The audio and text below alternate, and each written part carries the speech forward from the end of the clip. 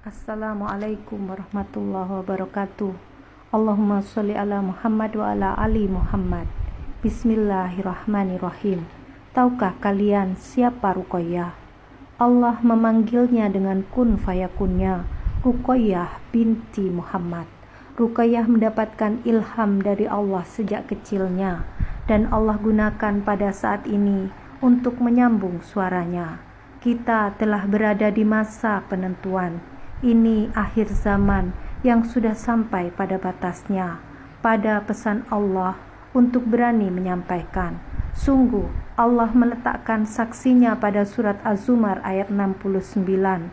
Allah memperingatkan kepada kita semua tentang batas zaman. Allah berkuasa kepada yang dikehendakinya. Bukalah surat Ghafir ayat 15. Dan ilmu kiamat dari sisi Allah. Bukalah surat Al-A'raf ayat 187. Tanda Ruqayyah benar menyampaikan pesan dari Allah, dan Allah mengumpulkan saksi-saksinya dari berbagai negara di dunia. Allah yang mengumpulkan, bukan Ruqayyah. Yang beriman kepada Allah bersaksi dan beriman kepada hari akhir dan melakukan kebajikan. Ruqayyah seorang istri polisi, dan dia menyampaikan pesan Allah karena janji Allah memberikan peringatan kepada hamba-hamba Allah, dan banyak kisah yang menyedihkan. Dia hanya takut kepada Allah. Dia hikmat menyampaikan pesan Allah. Ruqayyah pernah dimatikan Allah 2 kali. Di awal Allah bersaksi, dan ketika Allah menyudahi kesaksiannya. Dan ada pesan Allah untuk Bapak Presiden Prabowo Subianto. Semoga pesan dari Allah sampai pada Bapak Presiden Prabowo Subianto. Lihatlah Bapak Presiden, ada pesan Allah pada Ruqayyah untuk Bapak Presiden, dan dia seorang ex-bayangkari karena menyampaikan pesan Allah, mendapatkan fitnah luar biasa, sedangkan Allah bersaksi untuk hamba-hambanya semua kembali kepada Allah, dan Ruqayyah hanya patuh kepada Allah. Sungguh Allah adalah segala-galanya bagi kita, dan Allah menyelamatkan kita. Ruqayyah memiliki ucapan Allah di dalam jantungnya atau kalbunya sejak kecilnya. Ketika dia bertemu dengan Nida tahun 2008, mereka berusaha menghilangkan, namun tidak bisa. Pada akhirnya, ternyata untuk Allah bersaksi, sungguh kami adalah saksi-saksi. Allah memberinya mimpi, dan Allah takwilkan mimpi Ruqayyah. Allah sebut mimpi akhir zaman mendekati benar, dan dekatlah kiamat itu atau Al-Mubassirat. Ada pesan Allah padanya, dan Isa ibnu Maryam saksi kiamat yang sering di dalam mimpinya. Pesan Allah, pesan kebaikan untuk kita kembali kepada Allah. Ini akhir zaman yang sampai pada batasnya. Pesan Allah pada Ruqayyah. Allah memanggilnya Ruqayyah. Dia dahulunya istri polisi. Dia ex-bayangkari karena pesan-pesan Allah berbahaya dan menakutkan, dan mimpi-mimpinya terjadi. Kami adalah saksi. Allah berkata-kata di dalam jantungnya dimulai sejak kecilnya, dan dia seorang keturunan raja di masa nenek moyangnya hingga ayahnya. Namun pesan Allah sangat menakutkan dan berbahaya baginya, tapi dia orang yang berani. Dan ada pesan dari Allah untuk Bapak Presiden Prabowo Subianto. Wahai Bapak Presiden, lihatlah, seorang ex-ibu bayangkari telah bersaksi untuk semua hamba Allah. Sungguh kami adalah saksi, apa yang Allah sampaikan terjadi nyata, dan sungguh pesan Allah benar. Allah menyuruh semua kita membantu Palestina dengan sedekah kita, dan Ruqayyah menyampaikan pesan Allah dengan mempertaruhkan nyawanya, ditinggalkan semua orang terdekatnya, dan dijauhi sahabat-sahabatnya. Sungguh pesan Allah ada padanya, dan setiap pesan Allah yang ada di dalam mimpinya Allah nyatakan. Dan kami bukti saat beriringan jalan umroh ke Mekah, apa yang pernah diceritakan kami saksi mimpinya. kami temukan nyata. Allah pernah memberi Ruqayyah mimpi seorang pria dari Norway dan menyebut namanya. Allah perlihatkan bentuknya yang sama dengan nyata.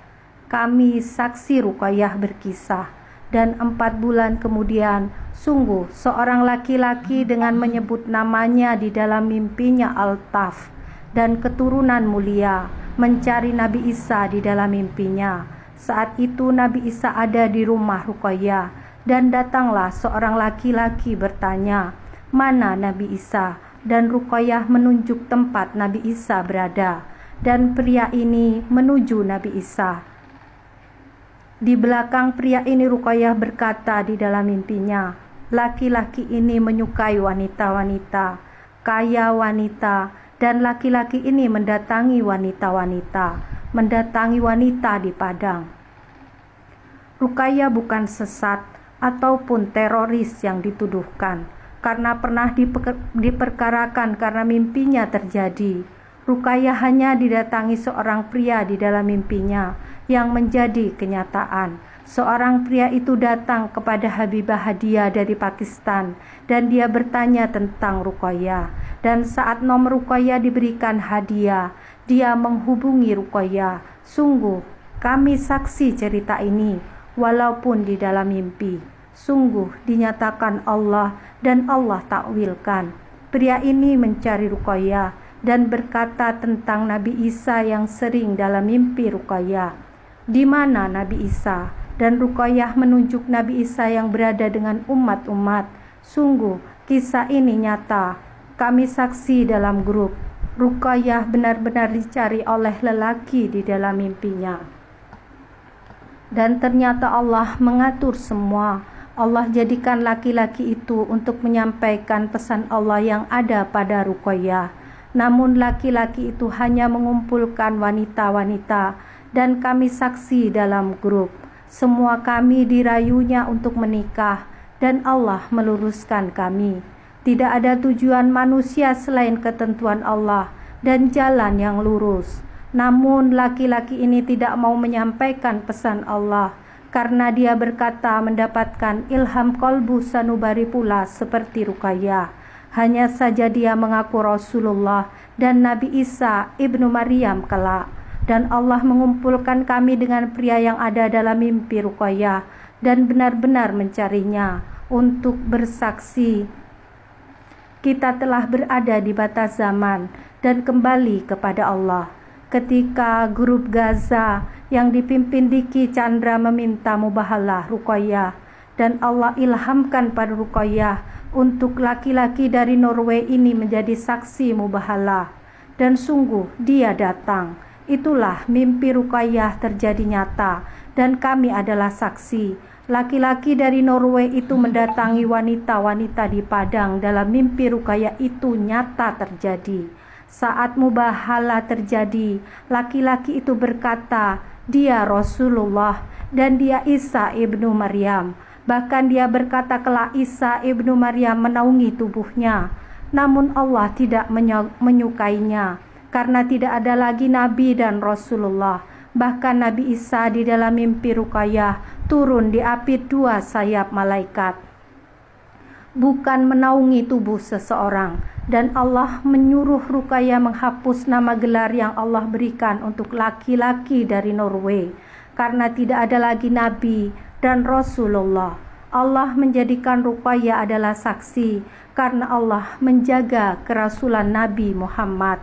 Dan sejak itulah laki-laki dari Norway itu berkata Allah Ruqayyah iblis Dajjal, dan Allah ilhamkan di kalbu, dialah Ad-Dajjal itu. Dan sejak itu Ruqayyah diperlihatkan Allah Ad-Dajjal dalam mimpinya.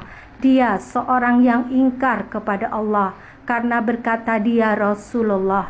Dan benar, tidak ada lagi Nabi dan Rasulullah, dan Allah menghapusnya. Ulaika ala hudam mir rabbihim wa ulaika humul muflihun. Amin ya Allah ya Sami ya Basir. Alhamdulillah. Demikian kesaksian saya tentang Habibati Ruqayyah binti Muhammad. Wassalamualaikum warahmatullahi wabarakatuh.